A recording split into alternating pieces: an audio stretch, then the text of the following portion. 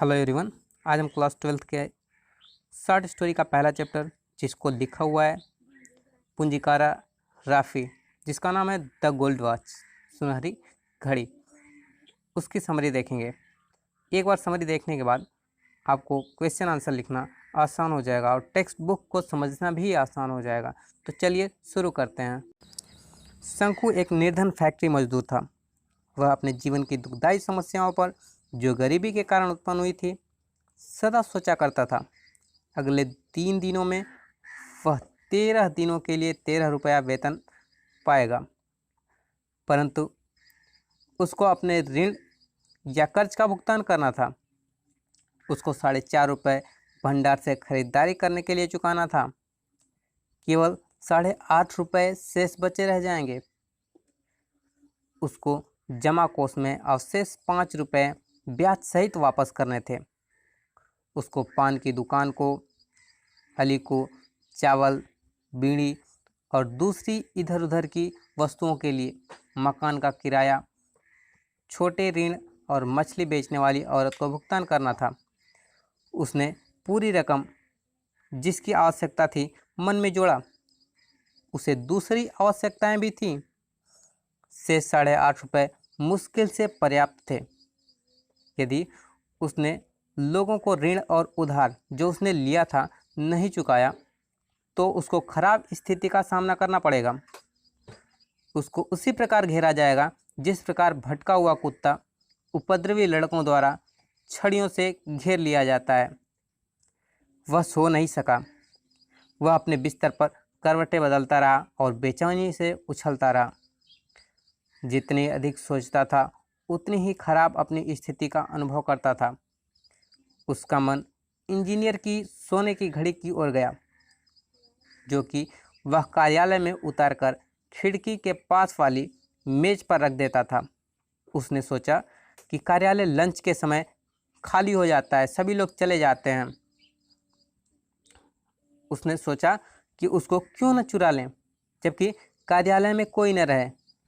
लेकिन चोरी के डर से उसका हृदय जोर से धड़का। वह पकड़ लिया जाए, इस प्रकार उसके मन में हिचकिचाहट हुई कि वह चुराए कि न चुराए। उसके अंदर प्रबल मानसिक अंतर्द्वंद था, परंतु उसने फिर सोचा कि वह इसको बेच देगा। इससे उसको 20 रुपये प्राप्त होगा, जिससे वह अपने ऋणों और उधार को चुका देगा और अपनी आवश्यकताओं को पूरा कर लेगा। वह शांति से रहने लगेगा। इससे उसको सांत्वना मिली और वह सो गया। अगले दिन वह कार्यालय के लिए रवाना हुआ। उसकी पत्नी ने उसके बच्चे के घावों के मरहम खरीदने के लिए कहा और बच्चे के लिए कुछ केले, क्योंकि उसके पास उसे देने के लिए दूध नहीं था। उसने उसके पेट को बाहर निकलते हुए देखा। वह स्तब्ध हो गया।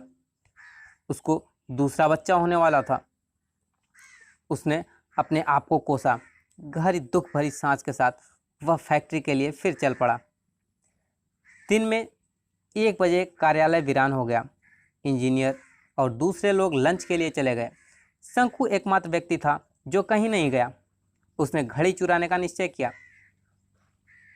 उसको करने में घबराया। अंत में फिर भी उसने घड़ी को चुरा ली। कांपते हुए उसने घड़ी को अपने पैजामे की जेब में रख लिया। वह शीघ्रता से आगे बढ़ा, परंतु वह बहुत ही उत्तेजित था। उसने किसी को पूर्वी गलियारे से आते जाते हुए देखा। उसने सोचा उसने हर एक चीज़ देख लिया होगा। शायद वह फाटक पर चौकीदार को बताने जा रहा है। वह निर्जीव सा खड़ा रह गया। जलते हुए कोयले की तरह सोने की घड़ी उसके जेब को जलाती हुई मालूम पड़ी। उसने उसकी नसों में चिंगारियां दौड़ा दी। वह जैसे आग पर बैठा हो। उसने सोचा कि फैक्ट्री के मजदूर उसको घेर लेंगे और उसको चोर चोर कहेंगे।